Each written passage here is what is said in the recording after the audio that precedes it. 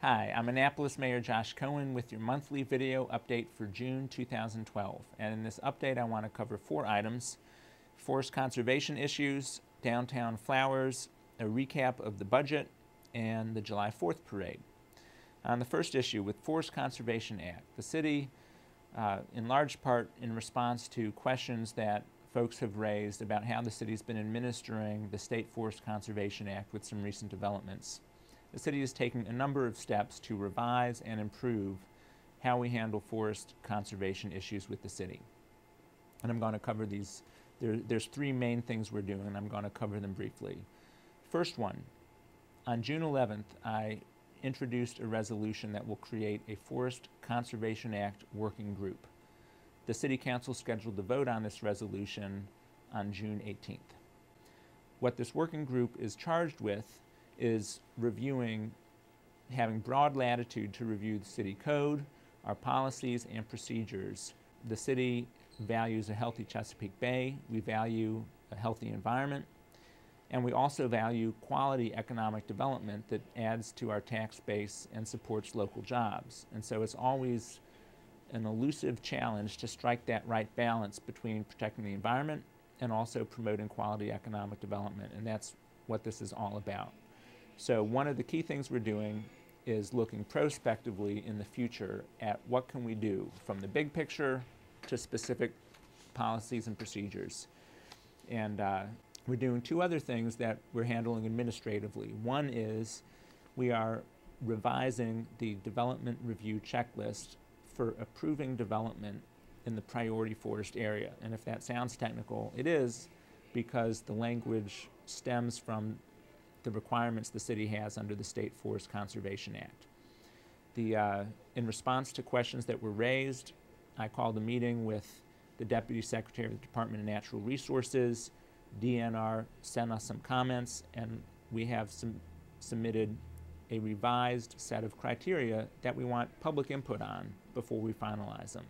So if you go to the web address on your screen, you'll be able to see the revised criteria. You can email forestconservationact@annapolis.gov. We need comments by June 23rd, and then within 7 days of that, we're going to finalize those criteria, and they will be used and applied to developments. Second thing we're doing is we are making the development review process more rational, clearer, and better defined in terms of when we review the environmental piece and when we review the overall development piece. The way things have been going up until this point is that an applicant would submit their natural resources and forest stand at the same time as they would submit their development plan.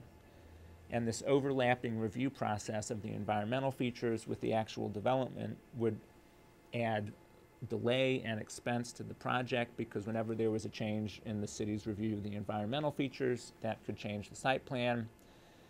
And it was just too convoluted a process. So what I've directed staff to do is make for a cleaner process where at the start of the development process, the applicant has to submit their forest stand delineation and natural resources inventory. The city will review that. We may go back and forth depending, but ultimately we need to make a determination on the environmental features first to establish which areas of a property are off limits for development and what are the key natural features we need to preserve. And then once we have done that, then we will review the site plan. And that will allow for a cleaner process, it'll allow for more predictability, and ultimately it's going to benefit not just environmental advocates, but the property owner as well, because the process will be clearer and more predictable. So that's maybe more than you wanted to hear about forest conservation issues, but there's a lot that we're doing to really overhaul and improve our policies and procedures. Speaking of natural resources, but on a smaller scale than forests, just recently I had the pleasure of joining Steve Samaras and a number of other business leaders downtown to announce the relaunch of downtown's flower program, which is something that in past years I remember was controversial in that should we be spending any public dollars on it. It's something I personally am very committed to. I know that downtown flowers add so much to the beauty of Annapolis, and This may sound like a touchy-feely thing for city government to be talking about, but the experience of Annapolis and the authentic experience of downtown is so much of what makes our community special, and it is what brings not just locals, but visitors back time and time again. The Downtown Flowers program is a public-private partnership. The city is supporting it to the tune of $20,000, and private businesses are pitching in to make up the difference. And I want to especially thank Steve Samaras for picking up the ball and running with it after our friend Don Riddle, the founder of Homestead Gardens, passed away recently, because the Downtown Flowers program was really Don's baby and his passion. And his son Brian at Homestead is committed to continuing that legacy, and it's a real good partnership that we have going, and I'm thrilled to be able to announce that we are relaunching it. Two other announcements. One is the budget, and I'll try and keep this relatively brief, but the City Council unanimously passed our budget on June 4th, 9 votes to nothing, and we did a lot of heavy lifting in this budget. And I want to single out and commend the members of the Finance Committee, Alderman Ross Arnett, Dick Israel, and Sheila Finlayson. I also want to commend City Manager Mike Malinoff and Finance Director Bruce Miller and their team, because we did a lot with this budget. The key points are that, number one, we're continuing our balanced budget and, in fact, surplus budgeting to replenish our fund balance. And number two, we're making significant progress towards addressing our long-term liabilities. I'm thrilled with the progress the negotiating team has made with our unions. All 4 unions ratified. We're making significant increases in terms of funding the pension fund, both from the city and from the employees. We're also reducing our long-term retiree health care liability by changing how the accrual of benefits is calculated. We've also made some big changes in terms of our operations. I had proposed creating a sidewalk fund. The City Council supports that, but they changed the funding source, so it will be funded primarily through long-term debt that the city issues, but that's funded to the tune of over $600,000 in this year, and we're finally, for the first time in several years, going to be able to start making real progress at fixing some of our deteriorated sidewalks. We decided to contract out our entire solid waste operation.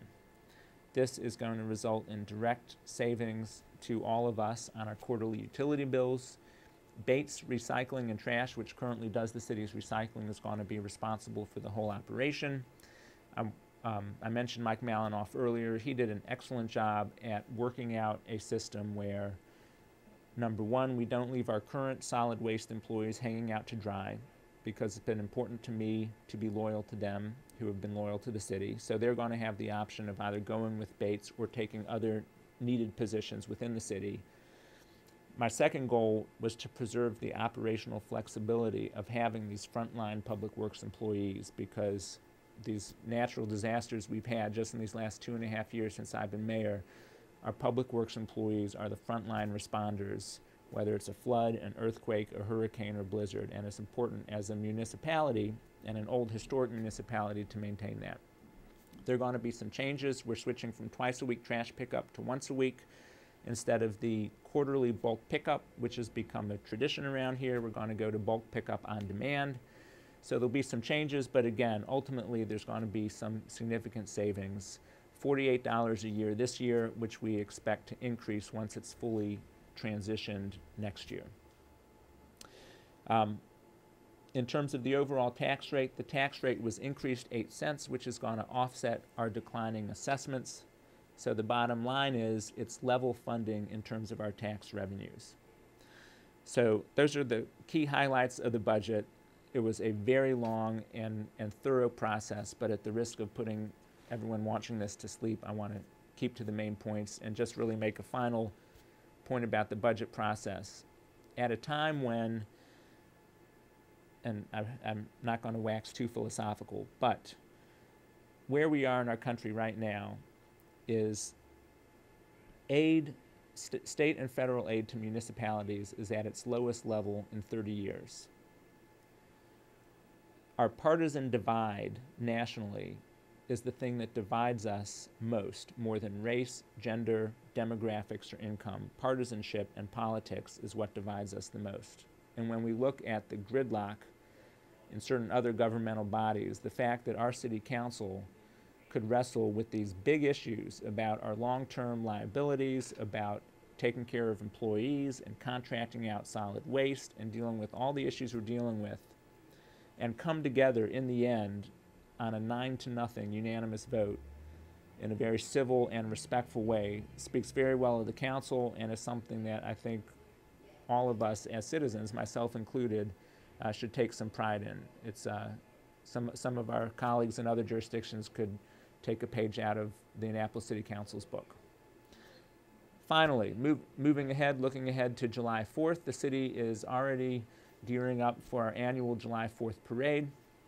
As it has in past years, it's being spearheaded by an Annapolis 4th of July committee, and a large part of the donations are privately raised. And so if you would like to support our annual July 4th parade, which, even though I have not been to many others around the state, I am sure is the best in the state, it's being spearheaded by Chris Weir of First Citizens Bank, and there should be an address on the screen if you'd like to make a tax-deductible donation. The July 4th parade is set to step off at 6:30 p.m. sharp. There will be a concert at 8 o'clock at Susan Campbell Park by the United States Naval Academy Band. And at dark, approximately 9:15 p.m., the fireworks will go off. As always, there's traffic restrictions and things like that you need to be mindful of. Please check the city website before heading out that day. But again, it's a wonderful parade. It's a wonderful fireworks display and concert, and I encourage everyone to come out. So that is the update for June. There's a lot that's been going on. As always, you can reach me in the mayor's office at 410-263-7997. You can send an email to mayor@annapolis.gov, and you can visit my blog, mayorcohen.com, and leave a comment. Thank you.